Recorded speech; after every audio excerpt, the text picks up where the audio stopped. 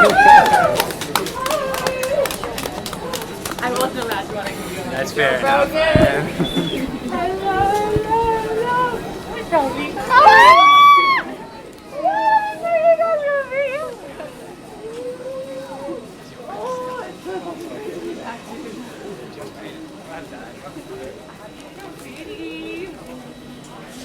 Thank you. Hello, how was Nepal? I cannot wait to hear about it. Hey, I'm good. Hey. Of course. Stuck.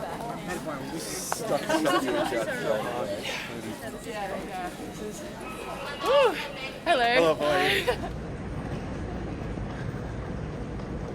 Hi, my name is Neve O'Connor and I'm a Naarm-based activist. I am one of the 11 Australian citizens who was kidnapped by the State of Israel.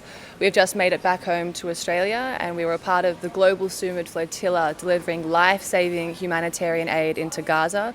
We were stopped before we even reached Gaza by the State of Israel, where we were kidnapped, beaten, physically assaulted, deprived of food and water and basic human rights whilst we're at the mercy of their captivity. Do you mind telling us what specifically happened to you? I was kidnapped twice. Firstly, 600 nautical miles in the south of Crete. I was beaten there as well, but most of my torment and the brutality I experienced occurred in the second kidnapping. Okay, just to make this clear, is this IDF soldiers or Israeli police, or who's doing the beatings and assaults? The beatings occurred from comprehensively different Israeli officials. Most of it occurred by the Israeli Navy, but during the immigration we were beaten. The prison guards are incredibly violent and brutal, so in the prisons there was beatings as well.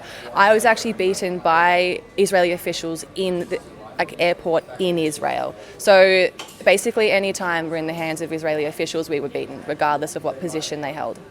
And can I just ask, how were you beaten up? I consider myself some of the lucky ones because I didn't get broken bones, but I was kicked in the head, I was kneed in the stomach, I had my head slammed into multiple tables during the immigration process. I was sexually humiliated because I was forced to strip multiple times and stand there naked until they decided what they want to do with me. I mentioned this sexual humiliation as a distinction and an inclusion of the comprehensive picture of sexual violence and rape that occurred at the hands of the States of Israel. They used any method possible, physical, psychological, emotional, to torment and degrade and abuse the non-violent activists who were on board their boat prison. At any time, did any of these officials or Israeli military or police explain to you why they were assaulting you? Did they give any reason, or they just go ahead and do it? Yeah, they gave us reason. They called us terrorists. For delivering aid into Gaza, they labelled us terrorists, they labelled us all these horrible slurs they would say.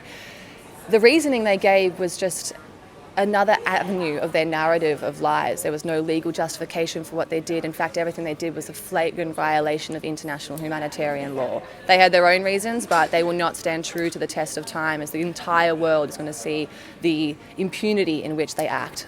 Well, a lot of countries around the world have condemned Ben Gvir and his treatment in his famous video, but one of the last countries to do so was Australia, Foreign Minister Penny Wong. So along those lines, were you happy with the Australian consular support when you were over there, and did you get much or any of it? Coming in from Israel into Turkey, when we were in the airport, Israel actually banned us from seeing our consular representation, but when we were in the Turkish airport, I'll have to admit I wasn't overly impressed. They handed me a bottle of water and they wanted a group photo, and then from that was it.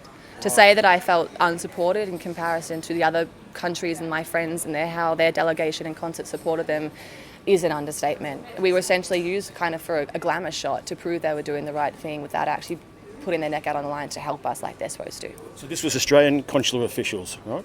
Yes.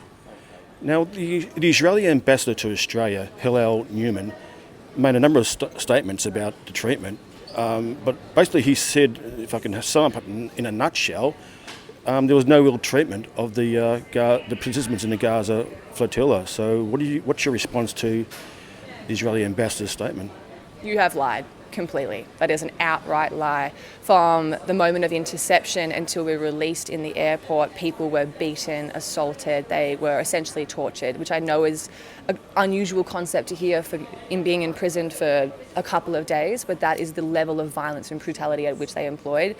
I've heard stories of people who were shot at on the boats before they were even intercepted. I know people who were beaten on the boats during interception. During the prison, the immigration, and in the airport, people were assaulted and they were attacked. This was because the state of Israel acts with this level of impunity and violence. To say otherwise is a total lie. It is a farce, and that's the kind of narrative that Israel relies on. So yes, that official lied and continues to lie to not only his own people, but to the entire world to save the face of Israel.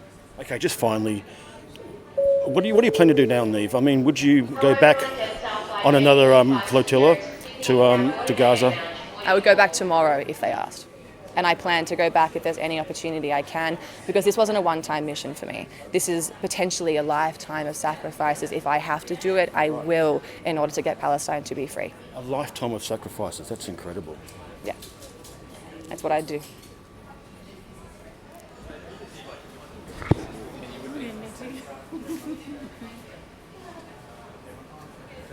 Show your face? Yeah, sure. Okay, yeah.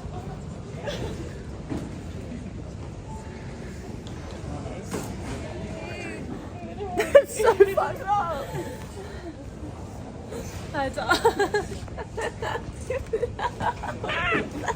Oh my god, that's insane. Are you okay? He's got a broken something. That's